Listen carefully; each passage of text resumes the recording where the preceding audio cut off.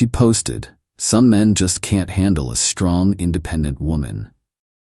After I asked why she never contributes to bills, I Venmo'd her with the caption, "Here's your independence fee, we're done," and tagged all our mutual friends.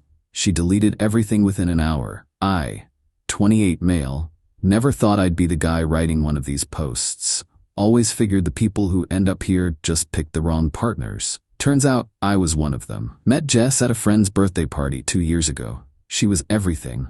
Witty, gorgeous, had this energy that made everyone gravitate toward her.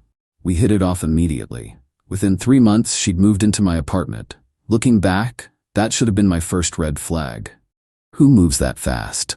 Someone who needs a place to live, apparently. The first few months were great. She cooked sometimes, kept the place clean. We split groceries. Then her startup failed. She needed time to regroup. Cool, I get it. Entrepreneurship is rough. I covered rent for a month, then 2, then 6. "I'm building my brand," she'd say, posting another selfie with some motivational quote about hustling. Her Instagram bio read CEO at living my best life. I shit you not. By month 8, I was covering everything. Rent, utilities, groceries, her car insurance. Yeah, I was that stupid. Dinners out, weekend trips. She'd occasionally Venmo me $20 with a heart emoji. Like that covered anything. The breaking point came last Tuesday. I sat her down, spreadsheet printed out, 2 years of expenses. My contribution, $47,000. Hers, $1,340. "Jess, we need to talk about finances." She didn't even look up from her phone. "Babe, I told you. Once my coaching business takes off." "What coaching business? You've had 2 clients in a year." That's when she looked up. "Are you seriously doing this right now? I'm trying to manifest abundance and you're bringing this negative energy?" "Negative energy? I'm asking you to contribute to the household you live in." She stood up, grabbed her purse. "You know what? Some men just can't handle a strong, independent woman. I thought you were different." "Independent? You haven't paid a dime of rent in 18 months. She stormed out. 20 minutes later, my phone exploded. She'd posted on Instagram, "Some men just can't handle a strong, independent woman. Know your worth, boss lady, unbothered." Our mutual friends started liking it. Comments poured in. "You don't need that energy, queen." His loss. Men are so intimidated by successful women. I sat there staring at my phone. Successful? The woman whose Netflix subscription I paid for was calling herself successful? That's when I decided. If she wanted to play this game publicly, fine. I opened Venmo. Sent her $1.01. In the "What's it for" line, I wrote, "Here's your independence fee. We're done. Pack your stuff." And then I typed out the usernames of every single mutual friend who'd liked her post. It wouldn't notify them directly, but anyone who looked would see the receipts. Then I commented on her Instagram, "Independent women pay their own rent. Check your Venmo." The post disappeared within an hour. My phone started ringing. Her mom, her sister, friends. I didn't answer. Instead, I started packing her things. But here's where it gets interesting. While packing, I found something that changed everything. Update 1. Holy shit, it's been a hell of a week. The day after my post, I got a credit alert on my phone.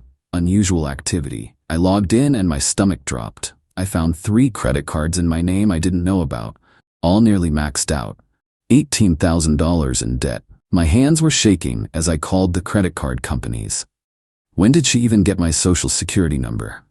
Then I remembered, she'd helped me file my taxes last year. Said her cousin was an accountant and she could save me a few $100. I'm such an idiot. The fraud departments were a bureaucratic nightmare. They said to have any hope of disputing the charges, I'd need to file a police report against her. My stomach dropped. This was the woman I'd loved, planned a future with.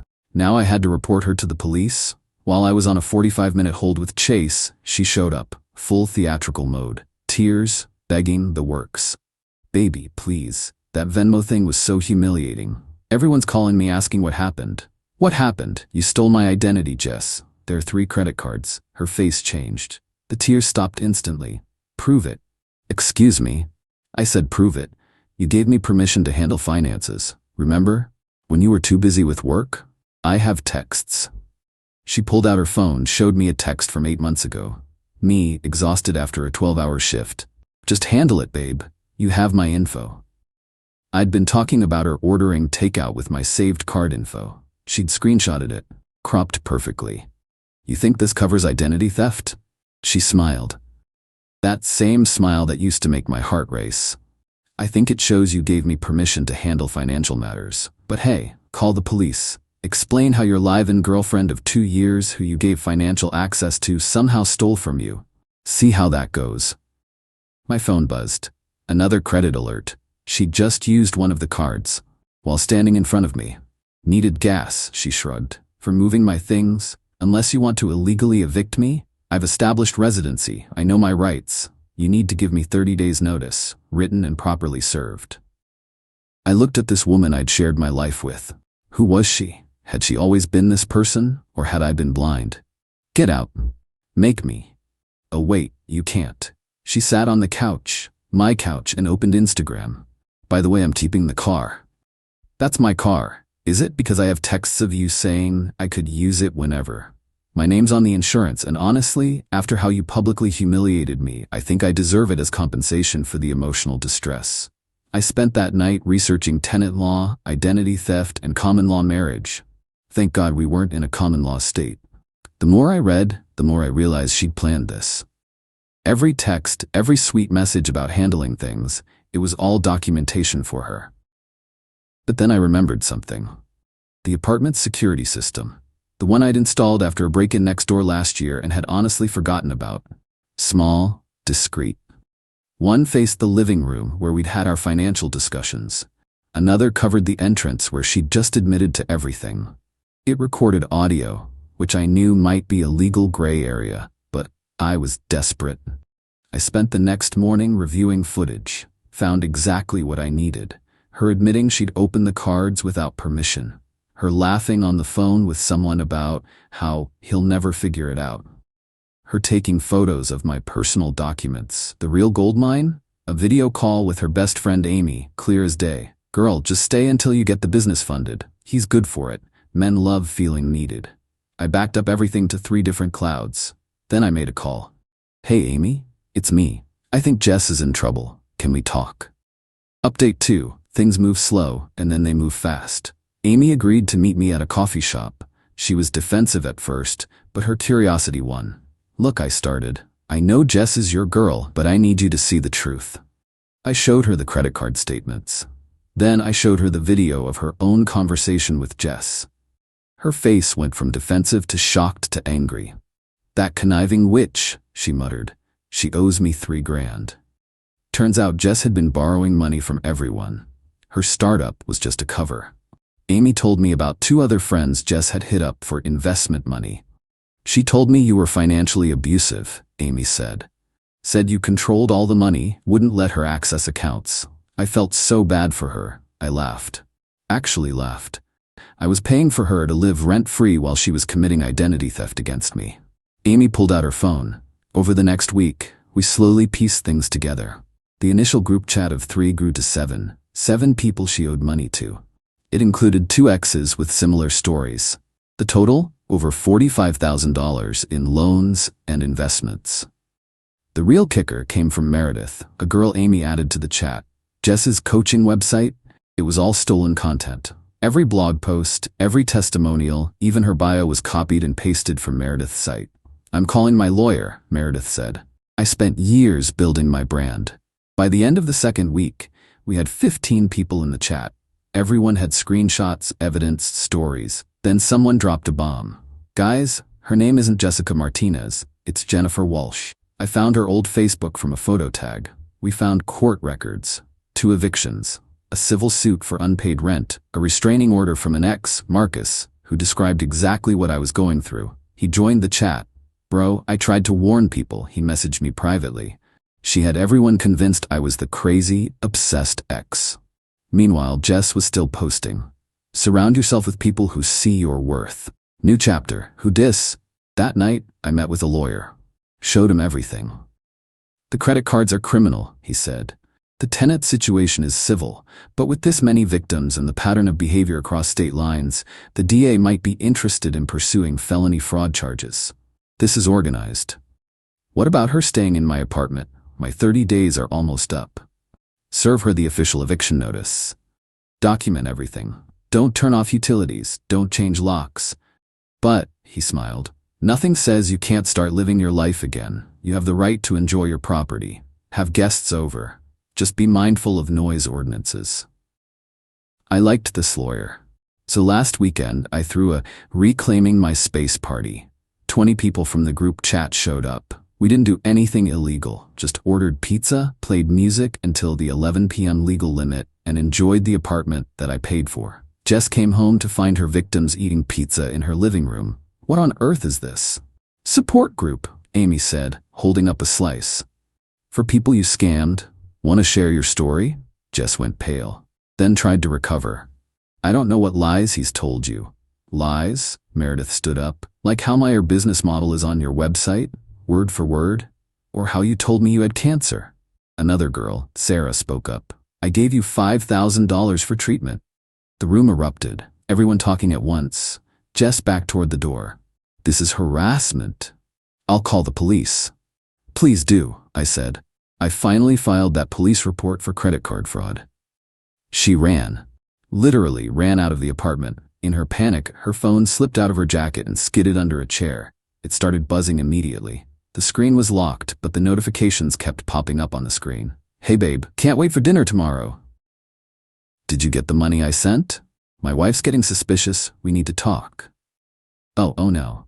She was running the same game on multiple guys. At the same time, I pulled out my own phone and took pictures of every notification that appeared on her lock screen. Then I did something petty. I know, but I couldn't help it. I posted on my Instagram story. PSA, if someone named Jessica Martinez, real name Jennifer Walsh, asks you for money for her coaching business, run, DM me for receipts. I tagged everyone who'd originally liked her independent woman post. Update 3.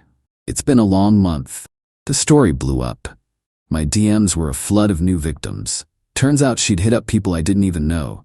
Old college acquaintances, random guys from dating apps, even a few sugar daddies who thought they were her only one. The best part? Someone in the comments recognized her from a news article. She'd done this before. Different city, different name, same scam. There was a warrant for her in Arizona. I called the police detective handling my fraud case. Gave them everything. The new name, the warrant info, the evidence from over 20 victims. That night, for the first time in 2 years, I slept well.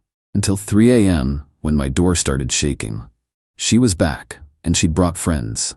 The banging woke up the entire building. Jess was outside with 2 guys I'd never seen before, absolutely losing it. Open the door. I know you're in there. You ruined my life. I called 911, put the phone on speaker, and started recording the incident on my own phone. After the party and her subsequent threats via burner numbers, my lawyer had helped me file for a temporary restraining order. You think you're smart? She yelled. I have lawyers too. You can't just destroy someone's life. One of the neighbors opened their door. I'm calling the police. Call them, Jess screamed. He's keeping my property hostage. He's running a smear campaign. This is defamation. Police arrived in under 5 minutes. I opened the door and showed them the TRO paperwork I had filed. I showed them the new video of her screaming and trying to get in. The officers recognized her from the BOLO, be on the lookout alert related to the Arizona warrant. Ma'am, we need you to come with us. She tried to run. Actually tried to run in heels and a dress. Made it about 10 feet before they caught her. As they cuffed her, she looked at me with pure rage. You have no idea who you're messing with. My family has money, real money. You're done. The 2 guys she'd brought? New victims. They apologized and asked for the group chat link. The arrest made local news. But she was right about her family. She made bail within 24 hours. Then the legal threats started. Cease and desist letters claiming defamation and harassment. My lawyer laughed. It's a scare tactic. Discovery would destroy them. The retaliation was real, though. My employer got calls. My car was vandalized. The group chat became our lifeline. We shared updates, safety tips, and legal resources. The DA's office, now armed with evidence from dozens of victims across state lines, was building a serious felony fraud case. I wish I could say it wrapped up neatly. She took a plea deal. 2 years, probably out in 8 months. Her family paid some restitution. I got most of my money back through the credit card companies after months of fighting, a process that absolutely wrecked my credit score. The emotional damage? Still working on that. Jess? Last I heard, she's already planning her next move. Her Instagram is gone, but someone spotted her on TikTok under a new name, selling courses on manifesting abundance.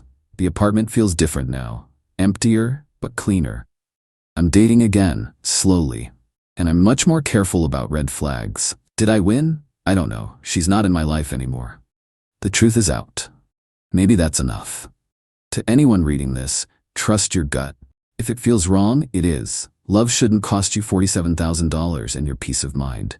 And Jess, Jennifer, Sarah, Lisa, or whatever you're calling yourself now, if you're reading this, your Venmo request for $1 is still pending.